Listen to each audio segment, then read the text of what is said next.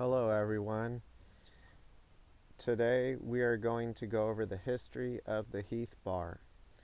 Now, this bar is made by Hershey's now, and not a ton of people know about it. Well, maybe a lot of people have had one before or have seen it before, but very few people regularly eat this. I think a lot of people might see it in their child's Halloween candy once in a while, but other than that, they've probably almost never encountered it. So, seems like toffee used to be more popular in years past, but anyways, this is a milk chocolate English toffee bar, like a butter type of toffee. We should even go into the definition of toffee really quick. A kind of firm or hard candy that softens when sucked or chewed, made by boiling together sugar and butter, often with other ingredients or flavorings added. So, for some reason, we might want to associate toffee with coffee, but I don't believe they have anything to do with each other. But psychologically, we might associate it just like how you associate Heath with health, and later that would be part of their marketing. But, anyways, let's go over some of the basic history. So, in 1914, the Heath brothers, Bayard and Everett, had opened up a confectionery shop in Robinson, Illinois, and those two brothers, Bayard and Everett, those two brothers by 1928 had, been marketing and selling it.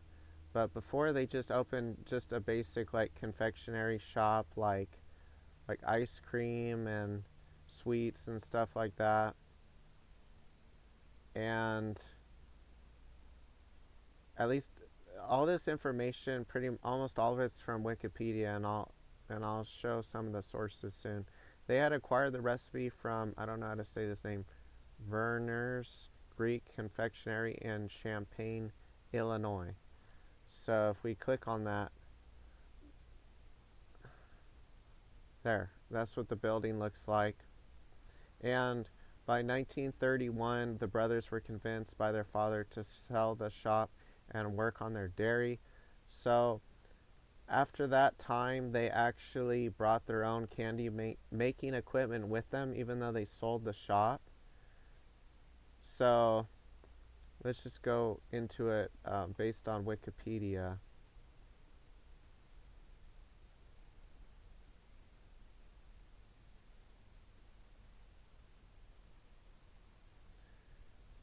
Okay, so yeah, it does say in 1913, by the way, that that their father, it looks like their father, yeah, bought the confectionery shop, and he was a school teacher 1 year before they opened a combined store there. Anyways, regardless, their I don't even want to say their invention if they stole the recipe from another confectionery in the same region, because Champaign is a city in Illinois, so it's in the local area, it seems like, where they were living. And it seems like they took that recipe, they really focused on marketing it by showing images of it with different products, and they would sell it along with the milk. Like back in the day, they actually had milk delivered in like glass bottles. So they would market that to be sold along with, it says, milk and cottage cheese. Now, the funniest part too is what I think, maybe it's not just me, but everyone thinks of, that it looks like the word health. And I kept saying it's like a fake health bar. So they promoted it as a virtual health bar. Probably not a coincidence at all that it looks like Heath, because otherwise it doesn't really make sense to associate candy with health. That's kind of the same issue I had with Walgreens selling so much candy. Only the best milk chocolate, as they say, happy and healthy. Only the best milk chocolate and almond creamery, butter and pure sugar, etc.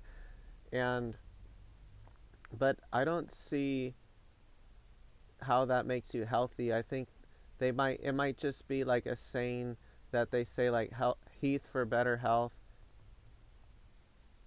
where it doesn't really make sense, but people just kind of go along with it, maybe to excuse themselves from eating what they think is junk food and feeling good about themselves. So they would market it with soda, like most likely Pepsi, and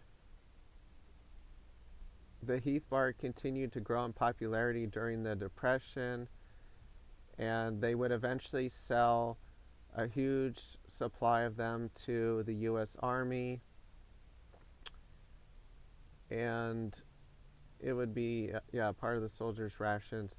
So they would keep running the business for, it looks like, at least one or two more generations. And I mean, you can read the rest for yourself, but I'm going to mostly skip through a lot of this and skip right to where it talks about them filing a trademark with the Heath name. And in 1989, 3 years later, their business was sold to Leaf Incorporated, which used to own lots of different candy brands. So Heath, Jolly Ranchers, Milk Duds, Paydays, Whoppers, Chuckles. If you don't know what Chuckles is, it's those, here, it looks like that. And Twizzlers. So Hershey's would eventually buy out Leaf Incorporated. It looks like they mostly focus on, let's see, well, the Leaf Confectionery Company, but it seems odd because it almost seems like they own something else, unless I'm misunderstanding something. No, it looks actually like, oh, actually, yeah, see, in more recent times, it looks like they don't deal with confectionaries anymore, and that they deal with other things, like, it looks like investment type of companies. Yeah, so it looks like they wanted to shift to an investment type of company after selling, I suppose, a lot of their business to Hershey's in 1996. And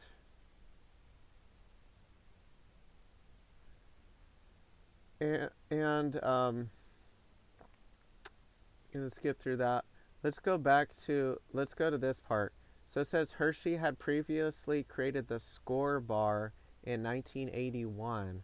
So that was to compete with the Heath bar before they even bought out Leaf Incorporated.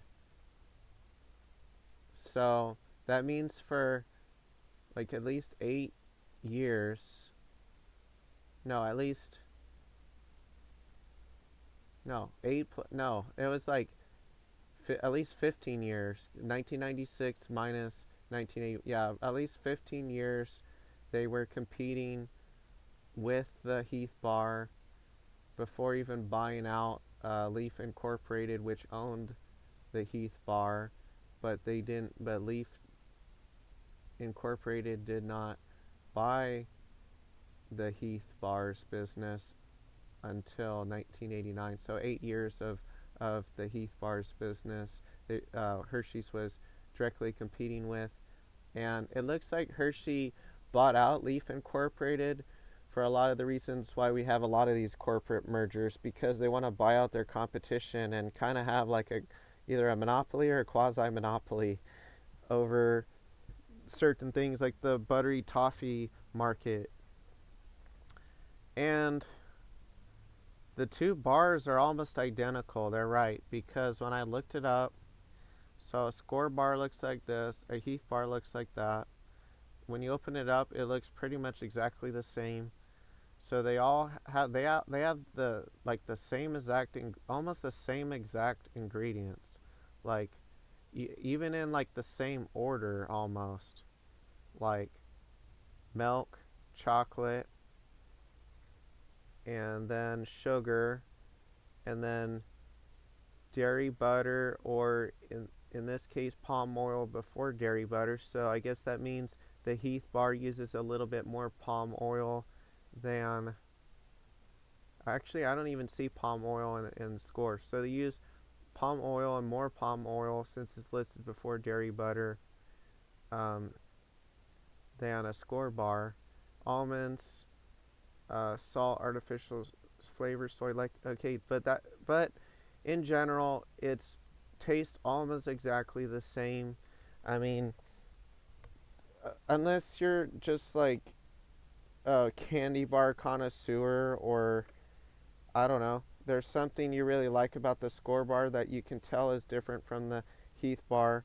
It's pretty much like a commodity, and probably the main difference is just people's preference based on their personal experience and probably not the actual real taste. Because they've done blind tests, blind tests, and half of the people like the score bar better, and the other half like the Heath bar better. But it seems like people just take a guess because they're so similar and try to point out differences that may or may not even be true. Like some people say the Heath bar tastes more buttery, and some people say the score bar tastes more buttery, and both can't be really true. So, so that's my point. Is these blind tests I don't think mean anything, mean much when they're so similar, especially when they're drawing conclusions from like such a small sample size, like two people. So, regardless, overall, they're about the same. And it's time to look at the Heath bar's revenue, though.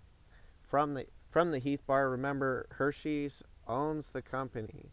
Hershey owns the company, and Hershey made 11.16 billion in the last 12 months ending September 30th, 2023. I tried to look up the revenue by brand, but they didn't break that down. So if it is publicly available, it's extremely hard to find, and I doubt it's publicly available, and I don't even know if Hershey knows exactly how much revenue is specifically from the from the Heath bar. They might know that, but they might be like the only ones that know that.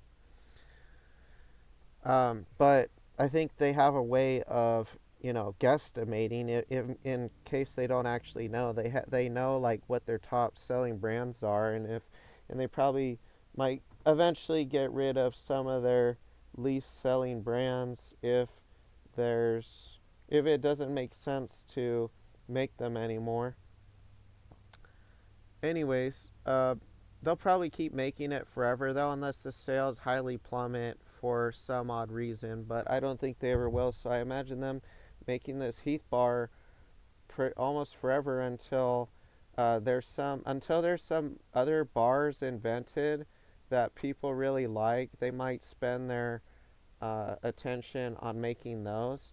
But it's like there's already been so much marketing over the years for these random bars that aren't super popular, that unless, like I'm saying, like they're coming out with new creative bars and have already spent time on marketing it, even though that costs a lot of money, they'll probably just keep selling the score bar and Heath bar. And someone was asking, why sell both? Why not just sell the Heath bar? Or why not just sell the score bar?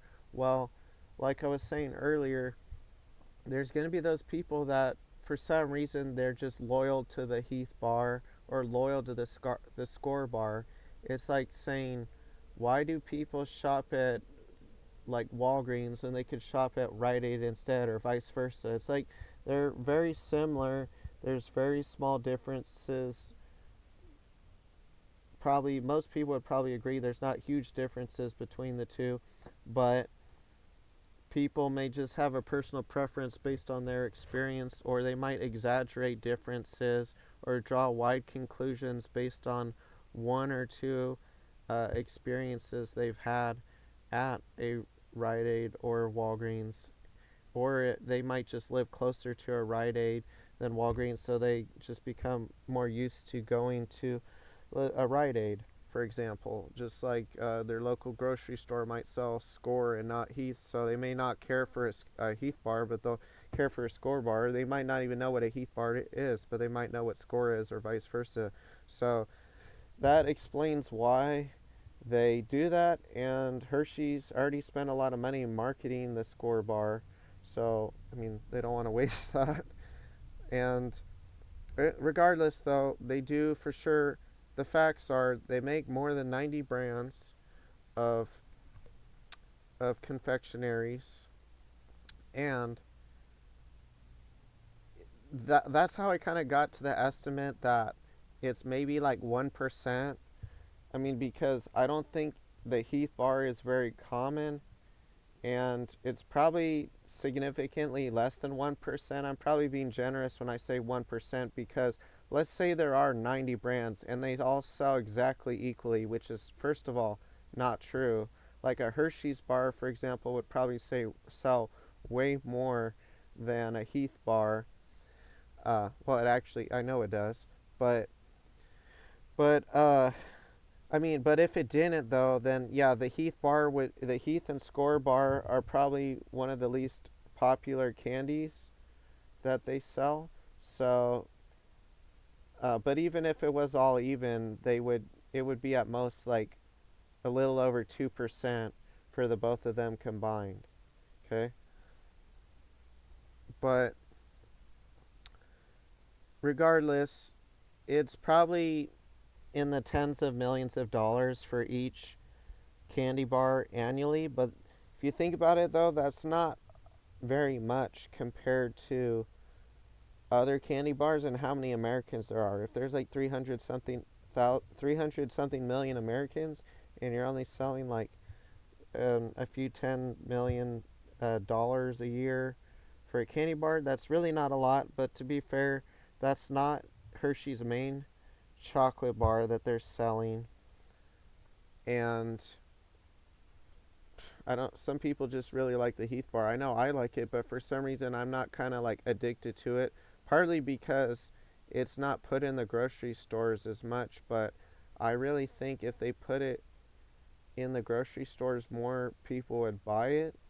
It's just possible that certain grocery stores just assume that it's not going to be purchased, or maybe they know from experience it tends to be purchased less, because they're right, it is more of a niche item than just generic, like a generic chocolate bar.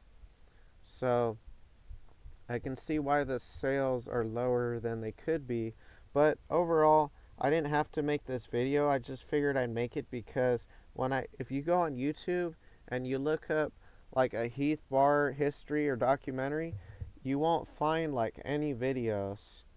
So I thought that was really odd. I might start a series of going over all these videos that no one covers, like the history of this or the history of that, or how to make this, how to make that. So I hope you guys enjoyed this video. Be sure to share, like, and subscribe. I'm going to be starting a new channel probably with this video. So thanks for watching.